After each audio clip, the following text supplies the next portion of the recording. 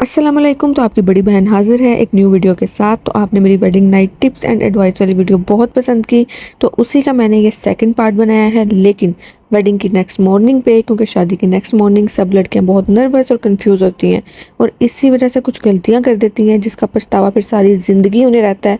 लेकिन इस वीडियो के बाद आप कोई गलती नहीं करने वाली, तो वीडियो लाजमी कंप्लीट देखिएगा।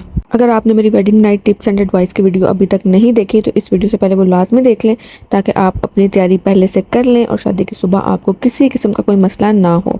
अच्छा, वेडिंग नाइट पे आप जब भी सोएं, आपने फजर की नमाज़ के लिए तो लाजमी उठना है और हस्बैंड को भी नमाज़ के लिए जगाना है। ऐसा नहीं है कि नमाज़ बस बीवियों पे फ़र्ज़ है और उन्होंने ही पढ़नी है, शोहरों को भी राह रास्त पे आपने ही लाना है। तो उठ के पाक हों और फिर दोनों ने इकट्ठे नमाज़ पढ़नी है, क्योंकि अगर आप दोनों की न्यू लाइफ अल्लाह के नाम से स्टार्ट होगी तो आपका हर काम खैर आफियत से होगा।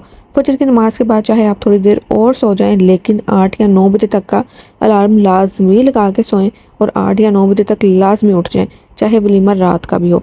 उठ के अच्छा सा तैयार हों, हल्का सा मेकअप करके लाइट सी ज्वेलरी पहने और फिर अपनी सारी चीज़ें समेटें, जैसे कि अपना शादी का लहंगा, ज्वेलरी सब पैक करके अपने बैग में या अलमारी में रखें और लॉक कर दें और कीज़ खुद संभाल लें या अपने हस्बैंड को दे दें, क्योंकि मेहमान वाला घर होता है और बहुत सी चीज़ें गुम हो जाती हैं। वॉशरूम में जो कपड़े और अंडरगारमेंट्स आपने और आपके हस्बैंड ने उतारे हैं, वो भी अपने बैग में या अलमारी में रखें। हस्बैंड के कपड़े भी और अंडरगारमेंट्स भी आपने वॉशरूम में नहीं छोड़ने।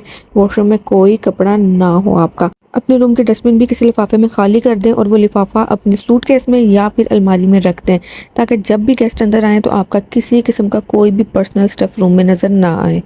बेड के साइड टेबल्स में भी चेक कर लेना है कि कोई पर्सनल स्टफ ना पड़ा हो, क्योंकि वलीमे के बाद आपने तो मैके चले जाना है। तो पीछे से कोई रूम में आए तो कोई ऐसी चीज़ ना पड़ी हो जिससे बाद में आपको या आपके हस्बैंड को एम्बेरसमेंट हो। अगर बेडशीट पे स्टेन है तो कोई कपड़ा गीला करके सोप लगा के साफ़ करें और ऊपर हेयर ड्रायर मार दें, ताकि फौरी ड्राई भी हो जाए। लेकिन अगर आपने मेरी वेडिंग नाइट एडवाइस वाली वीडियो देखी होगी तो आपकी बेडशीट ख़राब होगी ही नहीं, तो वो लास्ट में देख लेना। जब दोनों हस्बैंड वाइफ तैयार हो जाएं तो आप दोनों ने रूम में नहीं बैठे रहना कि कोई खुद आए आपके रूम में आपसे मिलने, बल्कि आप दोनों खुद बाहर जाएं सबसे मिलने। बाहर जाने से पहले 4 कुल पढ़ के अपने पे और अपने हस्बैंड पे फूंक मार दें, ताकि अल्लाह आप दोनों को हर अच्छी बुरी नज़र से महफूज रखे। और दोनों ने इकट्ठे रूम से बाहर जाना है, क्योंकि सिर्फ आप ही नर्वस नहीं है बल्कि आपका हस्बैंड भी नर्वस होता है। ये दिन सिर्फ आपका नहीं, आपके हस्बैंड का भी नया दिन है, इसलिए इकट्ठे बाहर जाएँ और घर के बड़ों से, स्पेशली सास ससुर से मिलें, उनसे प्यार और दुआएँ लें। इससे बहुत अच्छा इंप्रेशन पड़ेगा आपका। अच्छा, सबसे इंपॉर्टेंट बात कि ससुराल वालों के माहौल का इतना तो आपको आइडिया होता है कि वो ज़रा मजहबी ज़हनियत के हैं और पर्दा करना, सर पे दुपट्टा लेना पसंद करते हैं, या काफ़ी लिबरल हैं और बहू बेटियों के सर पे दुपट्टा ना भी हो तो उन्हें कोई इशू नहीं होता। ऐसा नहीं करना कि ससुराल वाले मजहबी हैं और आप गले में दुपट्टा डाल के बाल खोल के रूम से बाहर जाएँ और सबसे मिल रही हों। तो माहौल के मुताबिक चलना है आपने। जो भी कोई मिलने आए उनसे स्माइल और कॉन्फिडेंस के साथ मिलें। हाँ, बिल्कुल शर्मो हया ज़रूर रखें, लेकिन इतनी भी नहीं कि लोग समझें कि आप अनकंफर्टेबल हैं। फेस पे हल्की सी स्माइल रखें, मुंह लटका हुआ ना हो और ना ये शो करवाएं कि बहुत थकी हुई हैं। चाहे आप जितनी भी थकी हों, चिड़चिड़ापन शो नहीं करवाना, एक्टिव और खुश रहना है। यही सोचें कि ये एक दिन ही है जब इतने गेस्ट से आपने मिलना है और आपका अब का ये एटीट्यूड इखलाक सबको हमेशा याद रहेगा। अच्छा, कुछ लड़कियां पहले दिन ही ओवर एक्साइटेड होकर या पैनिक होकर बहुत ज़्यादा और बगैर सोचे समझे ही बातें करने लग जाती हैं। आपने नॉर्मल बोलना है और दूसरों को ज़्यादा ऑब्जर्व करना है, नोट करना है कि कौन कैसा है। आजकल सबको स्नैपचैट वगैरह यूज़ करने की इतनी बुरी आदत है कि लड़कियां किसी बड़े को आसपास देख के भी लिहाज नहीं करती हैं और फुल मज़े से फ़ोन यूज़ कर रही होती हैं। तो दूसरों के सामने बहुत ज़्यादा मोबाइल यूज़ नहीं करना। अगर एक दिन आप इस चीज़ को अवॉइड कर लेंगी तो कोई फ़र्क नहीं पड़ेगा। नेक्स्ट टिप बताने से पहले लाजमी इस वीडियो को लाइक कर दें और मेरे चैनल को भी सब्सक्राइब कर दें। बहुत सी फैमिलीज़ में ये रिवाज होता है कि दुल्हन के घर वाले सुबह सुबह नाश्ता लेकर ससुराल आते हैं।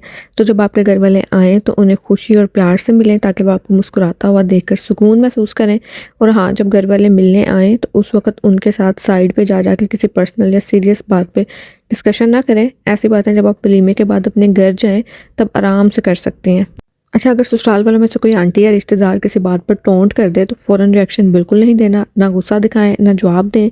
बस हल्की सी स्माइल देके इग्नोर कर देना है। याद रखें, हर बात का जवाब देना ज़रूरी नहीं होता। कभी कभी खामोशी सबसे बेहतरीन जवाब होती है। और देखें, इसमें एक अच्छी बात भी है कि अगर कोई ऐसा करके अपना आप दिखाता है तो आपको आइडिया हो जाता है कि कल को किसको किधर तक और कैसे रखना है। अच्छा जी, जब नाश्ता लगे तो वेट नहीं करना कि कोई आपको खुद प्लेट में डाल के दे। अपने हस्बैंड को भी खुद सर्व करें और अपनी प्लेट में भी खुद खाना डाल के नाश्ता करें। कंफर्टेबल रहना है, हर चीज़ में दूसरों के मुंह की तरफ नहीं देखना कि आप कोई और करके दे। किसी चीज़ की भी ज़रूरत हो तो हस्बैंड से कहें। अच्छा, नेक्स्ट आपने ये नहीं शो करवाना कि वलीमे के फ़ंक्शन की तैयारी की जल्दी पड़ी हुई है, अफरा-तफरी नहीं डालनी। तसल्ली से फ़ंक्शन से 3 या 4 घंटे पहले या जितने बजे की सैलून बुकिंग हुई है, उसके मुताबिक आप खुद टाइमिंग अपनी सास या नंद से पूछ लें, ताकि आप लेट ना हों और टाइम पे हर चीज़ हो जाए। सबसे इम्पोर्टेंट बात कि फ़र्स्ट डे कोई आंटी या लड़की आपसे एक्स्ट्रा स्वीट हो रही हो और आपसे आपके बारे में और आपकी फ़ैमिली के बारे में डिटेल्स पूछे, टो लेने की कोशिश करे, इनसाइट्स लेने की कोशिश करे, तो आपने अच्छी और भोली-भाली बन के कुछ बताना नहीं शुरू कर देना, क्योंकि ऐसी औरतें ही होती हैं जो आपकी कही हुई बातों के साथ 4 बातें और लगाएँगी और दूसरों को इस तरीके से बताएँगी जिससे आप नेगेटिव नज़र आओगी। और कल को जब आपको उस बात का पता चलेगा तो आप हैरान हो जाएँगी कि मैंने तो इस तरीके से बात की ही नहीं थी। इसलिए कोशिश करनी है कि किसी के साथ अपनी और अपनी फैमिली के बारे में कोई बात नहीं करनी। अच्छा, सैलून में जब वलीमे का मेकअप करवाने जाएँगी तो अगर आपको ब्यूटिशियन के मेकअप में कोई कमी नज़र आ रही है या उसको गाइड करना है लुक के बारे में, तो बहुत काम हो के पोलाइटली अच्छे अंदाज में करना है। रूड हो के मुँह बना के गाइड नहीं करना, क्योंकि ससुराल वाले पार्लर की बुकिंग उधर ही करवाते हैं जहाँ के वो खुद रेगुलर कस्टमर होते हैं। तो आपके बिहेवियर के बारे में वो ब्यूटिशियन कल को बढ़ा-चढ़ा के बताएँगी और इससे आपका बुरा इंप्रेशन पड़ेगा। लास्ट लेकिन सबसे इम्पोर्टेंट बात कि आपने अपने हस्बैंड को पहले ही कह देना है कि सैलून में जब आप तैयार हो जाएँ तो आपके हस्बैंड ही आपको पिक करने के लिए आएँ, क्योंकि ज़ाहिर है अब आप अपने हस्बैंड की रिस्पॉन्सिबिलिटी हैं और इसका एहसास और आदत पहले दिन से ही डाल देनी है, ताकि उन्हें पता हो कि उसकी बीवी है और उसी ने अपनी हर ज़िम्मेदारी पूरी करनी है। अच्छा, अब आपने मुझे कमेंट्स में वो टिप्स बतानी है जो मैंने मिस कर दी हैं, तो लाज़मी इस वीडियो को लाइक कर दें और मेरे चैनल को भी सब्सक्राइब कर दें। सो अभी के लिए अल्लाह हाफ़िज़।